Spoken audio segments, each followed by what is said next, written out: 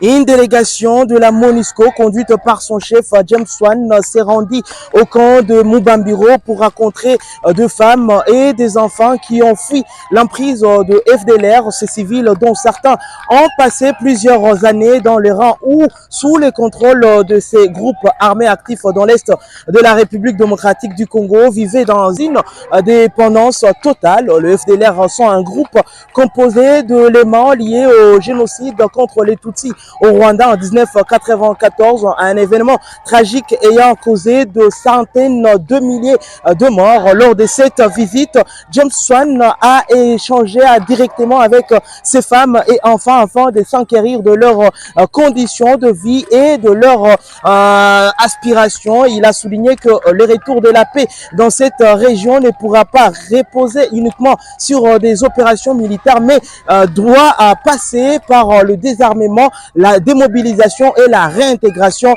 de ces combattants. On va suivre ici le chef de la MONUSCO, James Swan. Aujourd'hui, j'ai visité le camp de transit de Mubambiro, où d'anciens combattants sont accueillis et pris en charge dans le cadre des efforts en cours visant à soutenir le désarmement, la démobilisation, le rapatriement, la réinstallation et la réintégration. En effet, ce sont des anciens combattants, mais aussi leurs familles, les femmes, les enfants et tous. Cette visite rappelle qu'une paix durable dans l'Est de la RDC ne pourra être obtenue par les seuls moyens militaires.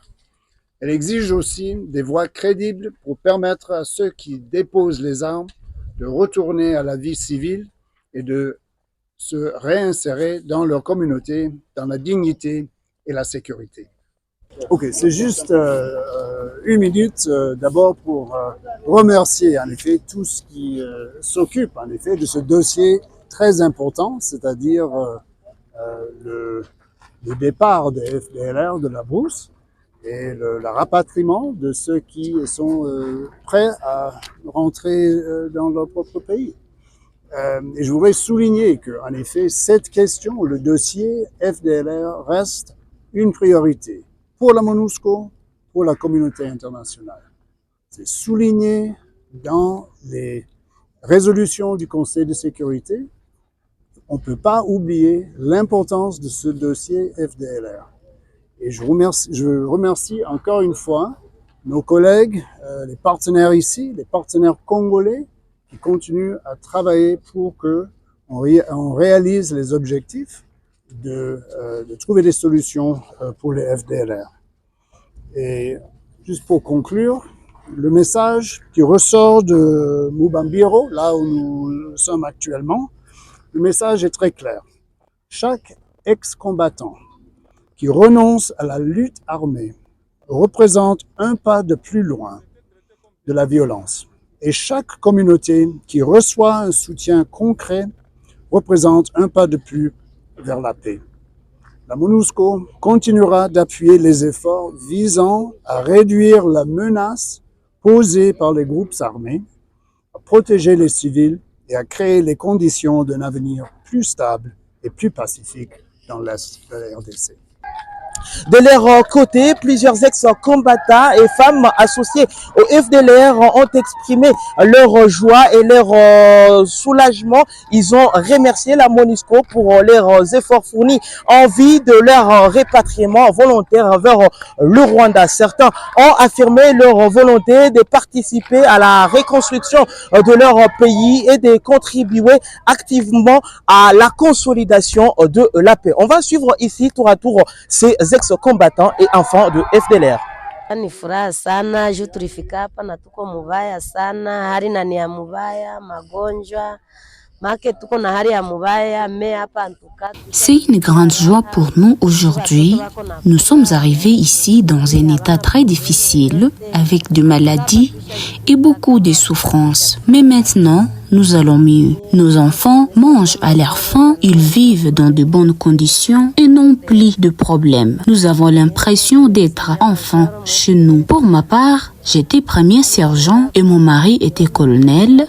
au sein des FDLR Foka. Après sa mort, la vie est devenue extrêmement dure pour moi et mes enfants. Je ne savais plus comment subvenir à leurs besoins. C'est alors que j'ai réalisé que j'avais encore une famille au Rwanda et j'ai décidé de quitter ce groupe armé. J'ai profité d'une occasion pour m'échapper en partant avec mes 5 soldats. C'est ainsi que nous sommes arrivés ici. La vie que nous menions là-bas était très difficile. Sans voler, nos enfants ne pouvaient ni manger ni se vêtir. C'est cette situation qui m'a poussé à fuir pour rejoindre des personnes de bonne volonté. Si Dieu me permet d'arriver à destination, je lui en serai profondément reconnaissante.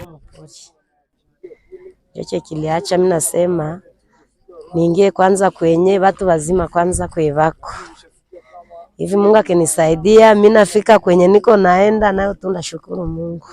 Ubundi mu mashamba uko twatubayeho nabi. La vie de la forêt n'était pas vraiment facile.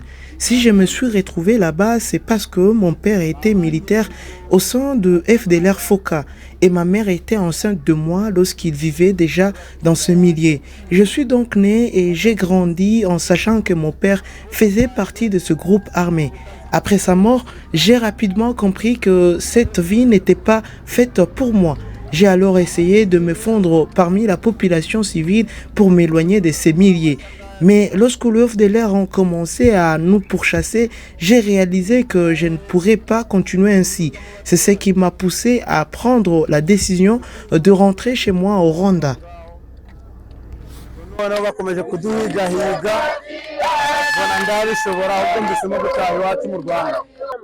Nikifika Rwanda, kitu ambacho cha kwanza kenye mimi napenda. Dès mon arrivée au Rwanda, la première chose que je ferai avec toute mon énergie sera de contribuer à la paix avec mes compatriotes. Je ne peux pas aimer un pays où je souhaite passer toute ma vie, qu'il soit plongé dans la guerre. Je m'engagerai pleinement pour que mon pays connaisse une paix durable, stable et à l'abri de toute nouvelle déstabilisation.